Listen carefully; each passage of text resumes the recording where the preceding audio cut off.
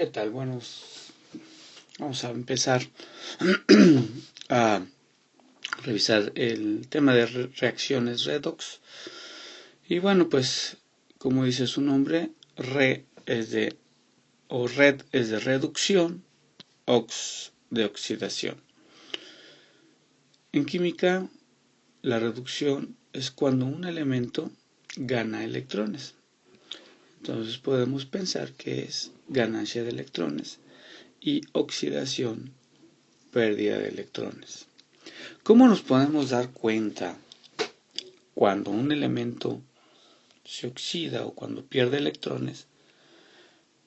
Siempre que el elemento tenga en la reacción química primero un número de oxidación 0 y pase a más, ¿sí? O sea, positivo, es decir, se haga más positivo o menos negativo, ¿sí? Como los electrones son negativos, entonces quiere decir que perdió electrones. Y yo lo voy a representar de esta manera, como lo puedo ver acá con el hierro. Si el elemento pasa de 0 a negativo, como lo vemos acá, ¿sí? De 0 a negativo, entonces se trata de una reducción. ¿Por qué sucede eso? Porque los electrones, ¿sí? Llegan electrones de otro elemento y reducen al elemento en cuestión, que en este caso es el oxígeno. Entonces aquí tenemos una reducción. Entonces cuando va de positivo a negativo es reducción.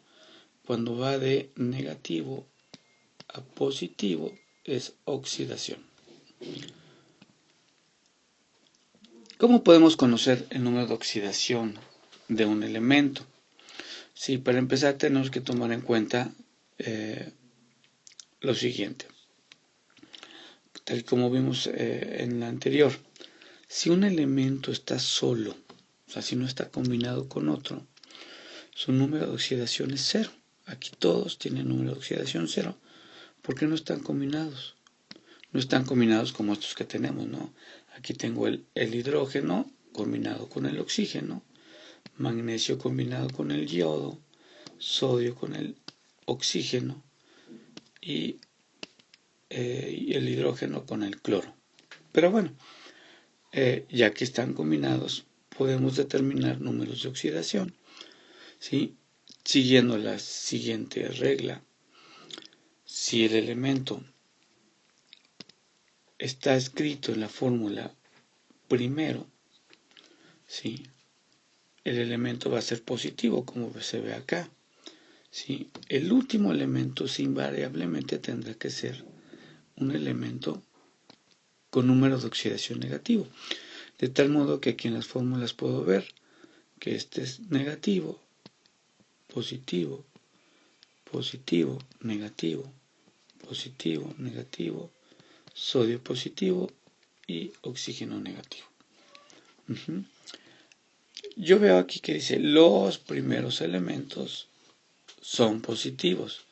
Sí, en este caso hablo de primeros elementos porque tenemos más de uno, como en el caso de el ácido fosfórico H3PO4. Esto quiere decir que el H es positivo, el fósforo es positivo y el oxígeno tiene número de oxidación negativa. ¿Sí? Eso es lo importante, que identifiquemos que unos son positivos y negativos. ¿Sí? Y lo más importante, los compuestos son neutros, quiere decir que debo de tener igual de cargas positivas que de negativas, por eso se dice que son neutros. ¿Cómo podemos saber ya específicamente el número de oxidación? Bueno, pues tenemos tabla periódica que tenga los números de oxidación. No hay una mejor manera. Hay formas, hay reglas, hay tendencias, ¿sí? Pero bueno, lo mejor es ver la tabla periódica. Aquí podemos observar un acercamiento, oxígeno. Esto es una cosa que tenemos que tomar en cuenta. En la mayoría de los compuestos o en los compuestos más comunes, el oxígeno se combina con un número de oxidación de -2. Entonces, por lo pronto, y sobre todo para el curso de química de tercero de secundaria, el oxígeno con número de oxidación -1 no lo vamos a ver, sino lo vamos a tener presente en los ejercicios, ¿sí? Y el número de oxidación del hidrógeno lo tomemos con +1, que también tiene excepciones, pero aquí sí en la tabla tiene +1, lo cual no provoca ninguna confusión.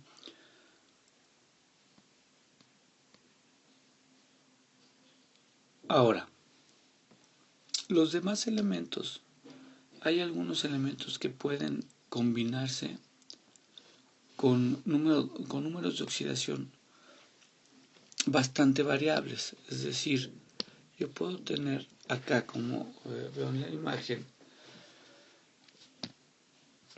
la imagen aquí, por ejemplo, el vanadio, +2, +3, +4, +5, el cromo, +2, +3, +6, manganeso, +2, +3, +6, +4, +7. Si tenemos 5 diferentes, ¿cómo podemos determinar eso? Pues eso depende de la fórmula. ¿Sí? Es un poquito de razonamiento. Si, por ejemplo, ya vi aquí que el manganeso tiene números de oxidación variables, son 5 diferentes. Bueno, si yo tengo una fórmula que me dice Na,